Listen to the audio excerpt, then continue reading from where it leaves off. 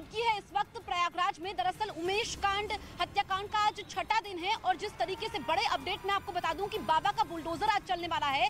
जो आरोपी हैं जिन्होंने इस वारदात को अंजाम दिया वो वहां पर छिपे हुए थे, उन संपत्तियों में छिपे हुए थे। ऐसे में आज प्रयागराज विकास प्राधिकरण बुलडोजर की कार्रवाई करने वाला है। ये सबसे अहम अपडेट है। एक मैसेज देने की कोशिश की जा रही है इसके जरिए कि जीरो टॉलरेंस की नीति है मुख्यमंत्री योगी आदित्यनाथ की। अब मैं यहाँ की तस्वीरें आपको दिखाती हूँ। देखिए पीछे आप देखेंगे कि ये है जिला कोर्ट, इसके कई सारे गेट्स हैं। ऐसे में जो मुख्य साजिशकर्ता है, मुख्य आरोपी है, वो है अतीक अहमद का बेटा असद अहमद, जो सरेंडर कर सकता है। कल हालांकि हमने देखा था कि यहाँ पर सुरक्षा काफी कड़ी थी, पुलिस की एक्स्ट्रा फोर्स यहाँ पर मौजूद थी। 9 बजे का समय है क्योंकि 9 बजे ही कोर्ट खुलता है उसके बाद। लेकिन प्रयागराज की जो आसपास के जिले हैं वहां पर भी पुलिस की चौकसी बढ़ा दी गई है, सतर्कता बढ़ा दी गई है क्योंकि कहीं पर भी सरेंडर कर सकता है। अब आप देखेंगे ये पुलिस फोर्स आनी शुरू हो चुकी है। ये जो तस्वीरें, सीधी तस्वीरें इस वक्त ग्राउंड जीरो पर हम लोग मौजूद हैं, प्रयागराज से आपको दिखा रहे हैं। दरअसल उमेश पाल हत्याकांड एक ऐसा हत्याकांड जो कि 44 सेकंड में अंजाम दिया जाता है, फिल्मी स्टाइल में ये अंजाम दिया जाता है। दिन दहाड़े यहाँ पर होता है कि शूटर्स आते हैं, नकाब नहीं पहना होता है, यानी कि कानून का कोई डर नहीं था।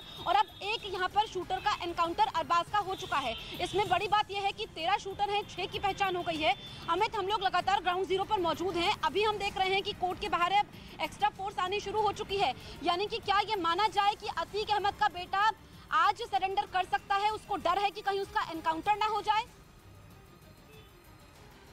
जी हाँ, बिल्कुल, ये डर सभी आरोपियों को है और मुख्य आरोपी जो इस पूरे मामले का है, जो इस पूरे वारदात को लीड कर रहा था, वो अतीक अहमद का बेटा असद अहमद है। वो उसका इनकाउंटर हो सकता है, ऐसा डर उसको सता रहा है और यही वजह है कि वो अपने आप को सरेंडर करने की कोशिश कर रहा है। यहाँ प्रयागराज के जिला अदालत में वो अपने आप को सरेंडर कर सकता है। तो फिलहाल सुबह के 9 बज रहे हैं, तो अभी वकील भी यहाँ पर नहीं पहुंचे और पिछले 2 दिनों से वकील यहाँ पर स्ट्राइक पे थे। तो आज भी वकील स्ट्राइक पर रहेंगे या नहीं रहेंगे, ये फैसला 10 बजे बार की तरफ से लिया जाएगा।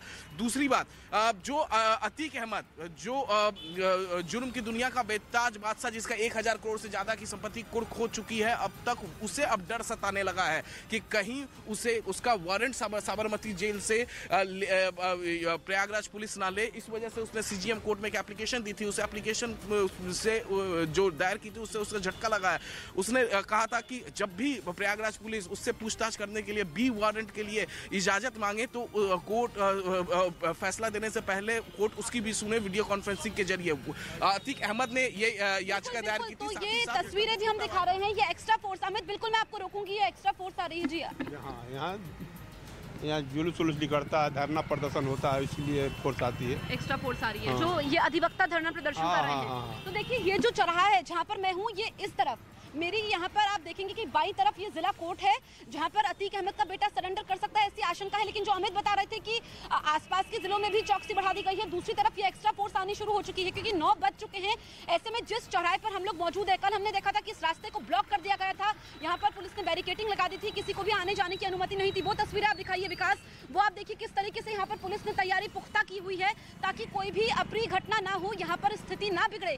ऐसे में ये आप देख सकते हैं कि ये पूरी तैयारी के साथ यहाँ पर पुलिस का दस्ता, पीएससी के जवान यहाँ पर पहुंच चुके हैं। ये पीएससी है जो आप गाड़ी पीछे देख पा रहे हैं, क्योंकि ये तैयारी है और ऐसे में अपराधियों में कानून का डर हो और ऐसी वारदात दोबारा ना हो जो 44 सेकंड में जिस तरीके से इस वारदात को अंजाम दिया जाता है उमेश पाल हत्याकांड को। और ये जो चौराहा है, कल यहाँ पर अधिवक्ता जो धरना दे रहे थे वो कह रहे थे कि यहाँ पर उमेश पाल की पत्नी को सरकारी नौकरी मिलनी चाहिए, मुआवजा मिलना चाहिए और जब वो कोर्ट से लौटे तो उनकी सुरक्षा सबसे पहले सुनिश्चित होनी चाहिए। तो अभी हम देखें, आज सबसे अहम दिन है क्योंकि बड़ा अपडेट मैं आपको दे दूं कि बाबा का बुलडोजर उन आरोपियों की संपत्तियों पर चलेगा जिन्होंने इस वारदात को अंजाम दिया, फिर वो वहां पर जाकर के छिप गए। और इस बीच अतीक अहमद को भी डर है, जैसा कि मेरे सहयोगी अमित सिंह जिक्र कर रहे थे। अतीक अहमद जो कि गुजरात की साबरमती जेल में बंद है, कहीं उसको यूपी पुलिस उसकी कस्टडी ना ले ले। एक जुर्म की दुनिया का ऐसा बेताज बादशाह जिसकी सूती बोलती थी और उसको राजनीतिक संरक्षण भी हासिल है, यानी कि सिर्फ जुर्म की दुनिया में ही उसका नाम नहीं था बल्कि राजनीति की दुनिया में भी उसका नाम है। अब उसको डर लग रहा है। मेरे सहयोगी अमित लगातार बने हुए हैं। अमित, यहाँ पर अतीक अहमद का डरना, उसके बेटे का डरना कि कहीं उसका एनकाउंटर ना हो जाए, किस तरीके से यूपी बदला है। देखिए यूपी तो बदला है। देखिए बदला कैसे है, जैसे विधानसभा का सत्र चल रहा है और कुछ दिनों पहले हमने देखा था कि योगी आदित्यनाथ प्रयागराज वाले मामले पर किस तरीके से उन्होंने टिप्पणी की थी और कहा था कि मिट्टी में मिला देंगे। आज भी योगी आदित्यनाथ 11 बजे सुबह में उनका भाषण होगा, विधानसभा में भाषण होगा, तो जाहिर तौर पर प्रयागराज के मामले पर हो सकता है सबकी नजरें होंगी कि क्या कुछ वो कहते हैं। 11 बजे वो जब मुख्यमंत्री विधानसभा में कहेंगे तब मालूम चलेगा कि क्या कुछ कहते हैं। सबकी नजरें होंगी मुख्यमंत्री पर आज। दूसरी तरफ एक तस्वीर में आपको दिखाऊं, देखिए जैसे कल डिप्लॉयमेंट था यहाँ पर यूपी पुलिस का प्रयागराज कोर्ट के अंदर, ठीक वैसी ही डिप्लॉयमेंट आज भी होगी। सफेद पोशाक में, सिविल ड्रेस में यूपी एसटीएफ के जवान कोर्ट के अंदर होंगे, साथ ही साथ वर्दी में भी यहाँ पर यूपी पुलिस के जवान होंगे। इसके अलावा अगर हम बात करें प्रयागराज कोर्ट के अगर वकील आज भी स्ट्राइक पर होते हैं तो जाहिर तौर पे जो अरशद अहमद है मुख्य आरोपी, वो कौशाम्बी कोर्ट का भी रुख कर सकता है। ऐसे में कौशाम्बी कोर्ट में भी इसी तरीके की तैयारी होगी जिस तरीके से यहाँ पर प्रयागराज कोर्ट में तैयारी होगी। ये तस्वीरें हम आपको लगातार यहाँ पर दिखा रहे हैं। दूसरी एक तस्वीर वो दिखाइए वहाँ पर किस तरीके से वहाँ पर डिप्लॉयमेंट होता हुआ यूपी पुलिस के जवानों का। देखिए यूपी पुलिस के जवान जिस तरीके से बीते कल डिप्लॉय किए थे, हर चौक चौराहे पे डिप्लॉयड थे, हर गेट पे डिप्लॉयड थे, हर कोर्ट के बाहर डिप्लॉयड थे, हर कैंटीन में डिप्लॉयड थे, सिविल ड्रेस में थे। ठीक उसी तरीके का नजारा आज भी हमें देखने को मिलेगा। दूसरी तरफ आज जो है बुलडोजर चलेगा, बुलडोजर चलेगा घूमनगंज इलाके में। दरअसल शाइस्ता प्रवीण बुलडोजर चलेगा। तो ये तस्वीरें जैसा कि हमें दिखा रहे थे, ये कोर्ट परिसर के अंदर की तस्वीरें हमें दिखा रहे थे और बाहर की जल्दी से तस्वीरें मैं आपको दिखा रही हूँ किस तरह से यहाँ पर एक्स्ट्रा फोर्स आ चुकी है। यहाँ पर पूरी तैयारी कर ली गई है क्योंकि ये मेन चौराहा है। यहाँ पर वकीलों का धरना भी कल था, पूरे रास्ते को ब्लॉक किया गया था, किसी को भी आने की अनुमति नहीं थी। ऐसे में आशंका है कि अपराधी यहाँ पर सरेंडर कर सकते हैं, तो इस वजह से यहाँ पर पुलिस की चौकसी बढ़ाई गई है। और अतीक अहमद को क्यों डर लग रहा है? एक ऐसा माफिया जिसने लोगों का जीना मुहाल किया, 100 से ज्यादा उस पर मुकदमे दर्ज है, अभी तक उसको एक भी मामले में सजा नहीं हो पाई है। अब वो गैंगस्टर क्यों डरा हुआ है, एक रिपोर्ट के जरिए हम समझने की कोशिश करते हैं। उमेश पाल हत्याकांड ने न सिर्फ प्रयागराज को ही बल्कि पूरे यूपी को हिलाकर रख दिया है। लेकिन अब पुलिस की कार्रवाई से हत्याकांड का मुख्य आरोपी और माफिया अतीक अहमद को साबरमती जेल के अंदर बैठकर भी डर लग रहा है। उसे डर सता रहा है कि यूपी पुलिस उसका एनकाउंटर कर देगी। ये डर केवल अतीक को नहीं बल्कि बरेली जेल में बंद उसके भाई अशरफ को भी है। इसीलिए अतीक अहमद और उसके भाई अशरफ ने कोर्ट से उन्हें जेल से बाहर न भेजने की गुहार लगाई थी और वीडियो कॉन्फ्रेंसिंग के जरिए ही अपनी पेशी की अपील की थी। अतीक अहमद और अशरफ ने अपनी हत्या की आशंका जाहिर करते हुए पुलिस की कस्टडी में न देने और वारंट बी पर पेशी देने की पुलिस की मांग खारिज करने की गुहार लगाई थी। साथ ही ये भी अपील की थी कि किसी भी कस्टडी में देने से पहले उन्हें सुना जाए, लेकिन कोर्ट ने अतीक अहमद और अशरफ की अर्जी को खारिज कर दिया। दूसरा आवेदन पत्र खालिद अजीम उर्फ अशरफ भूतपूर्व विधायक और उनके बंधु अतीक अहमद की ओर से दिया गया था, जिसमें ये था कि हमको बी वारंट जिसको 267 में जारी होता है उसको न जारी किया जाए। उमेश पाल हत्याकांड की शुरुआती जांच में पता चला है कि साजिश साबरमती जेल में बनी थी।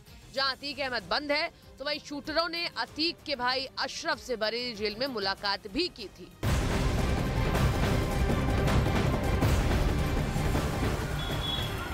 तो उमेश पाल हत्याकांड से जुड़ी हुई इस वक्त की सबसे बड़ी खबर मैं आपको बता दूं कि आरोपी सदाकत खान को 14 दिन की पुलिस कस्टडी में भेजा गया है। सदाकत खान वो चेहरा जिसको पुलिस हिरासत में जब उससे पूछताछ हुई उसने कई चौंकाने वाले खुलासे किए। किस तरीके से इलाहाबाद यूनिवर्सिटी के मुस्लिम हॉस्टल में ये पूरी साजिश रची गई, वहां से सदाकत खान को गिरफ्तार किया गया और आज इस हत्याकांड का 6वां दिन है। ऐसे में सदाकत खान को अब 14 दिन की पुलिस कस्टडी में भेजा गया है, जहां पर पुलिस के पास सवालों की लंबी फेहरिस्त है और इसके तार कहां से जुड़े हुए हैं, क्योंकि अभी तक हमने देखा कि प्रयागराज से लेकर के बरेली तक इसके तार जुड़े हुए हैं। यहाँ पर अमित का रुख करते हैं। अमित, सदाकत खान अहम कड़ी है। इलाहाबाद यूनिवर्सिटी के मुस्लिम हॉस्टल से उसकी गिरफ्तारी होती है और कई राज बेपर्दा होते हैं।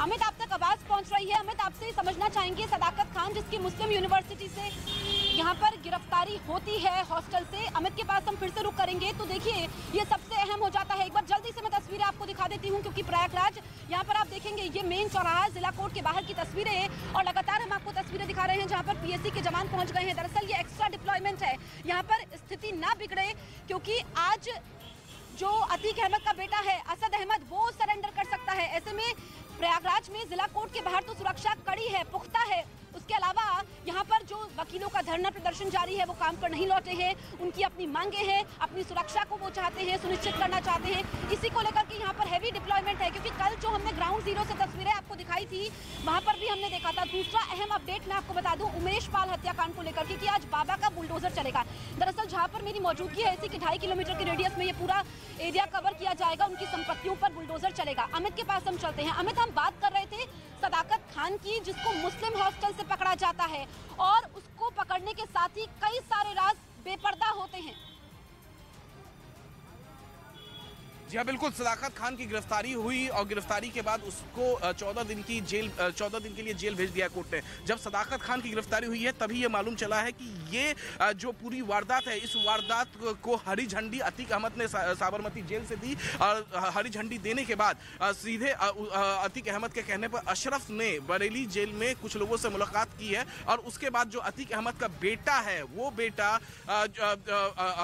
अरशद जो है वो प्लानिंग करता है, स्क्रिप्ट लिखता है और उसकी एक मीटिंग जो है सदाकत खान के हॉस्टल कमरे में, रूम में, जो मुस्लिम हॉस्टल है इलाहाबाद सेंट्रल यूनिवर्सिटी की रूम नंबर 36 में वो मीटिंग करता है। एक मीटिंग वहां पर होती है। तो सदाकत खान को जब पुलिस के गिरफ्त में आया, सदाकत खान ने पूछताछ में बिल्कुल, तो ये जो गिरफ्तारी है ये काफी अहम होती है। अमित, आप रहिए हमारे साथ। दरअसल जो उमेश पाल हत्याकांड के आरोपी है, उसमें यूपी पुलिस और एसटीएफ का खौफ साफ नजर आने लगा है, क्योंकि अरबाज का एनकाउंटर होता है, उसको मार गिराया जाता है। ऐसे में यूपी पुलिस और एसटीएफ ने अपने इरादे जाहिर कर दिए हैं। उमेश पाल हत्याकांड में जांच में पुलिस की 15 टीमों को लगाया गया है, जो दिन रात उन 13 लोगों की तलाश कर रही हैं, जिनके नाम तक जांच में सामने आ चुके हैं। 13 नामों की सूची में अतीक अहमद का बेटा असद और करीबी नफीस बिरयानी वाले के नाम भी शामिल हैं। तो वहीं इलाहाबाद यूनिवर्सिटी के हॉस्टल में बैठकर साजिश रचने वाले सदाकत खान 14 दिनों की पुलिस रिमांड में है। पुलिस की अभी तक की जांच में साफ हो चुका है कि उमेश पाल हत्याकांड में जिसे सफेद रंग की कार का इस्तेमाल हुआ था, वो अतीक अहमद के बेहद करीबी नफीस अहमद की है। कार भी यूपीएसटीएफ की टीम बरामद कर चुकी है, लेकिन नफीस अभी पुलिस की गिरफ्त से बाहर है। पुलिस सूत्रों के मुताबिक वारदात में शामिल 13 शूटरों में से 6 ने उमेश पाल और उसके गनर पर हमला किया था, जबकि 7 शूटर्स उमेश की घेराबंदी में लगे हुए थे। नफीस की कार चलाने वाले आरोपी अरबाज यूपीएसटीएफ से एनकाउंटर में मारा जा चुका है, जिससे अतीक के करीबियों में खलबली मची है। और यही वजह है कि अतीक का बेटा असद भी कोर्ट में सरेंडर करने की फिराक में है। उमेश पाल हत्याकांड में बरेली जेल में बंद अतीक के भाई अशरफ का नाम भी जुड़ रहा है और इसीलिए एक जांच टीम मंगलवार को बरेली जेल भी पहुंची थी।